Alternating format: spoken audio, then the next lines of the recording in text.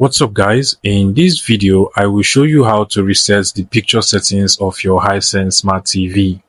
So if for instance the picture quality of your Smart TV is ridiculously poor and you don't know how to fix it or even set it back to default, in this video I am going to show you how to reset the picture settings, and that will help you fix any picture quality issue with your Hisense Smart TV.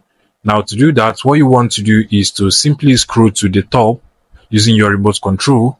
You want to go to the settings icon at the top, click on it, and then you want to go to pictures, which is where we are currently. Click on OK, and then you want to go to picture mode settings. So you want to click on OK, and then scroll down.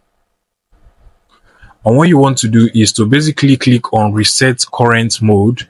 Now, by clicking on this, the picture quality of this current input will be reset. But for you to be able to reset the picture quality across all the inputs of the TV, what you want to do is to basically scroll to the top, and then on the apply picture settings you want to go click on it and make sure it is set to all sources. Click on OK, and then you want to go back. Now you can now scroll down to the reset current mode and then click on reset current mode, and then you want to click on OK.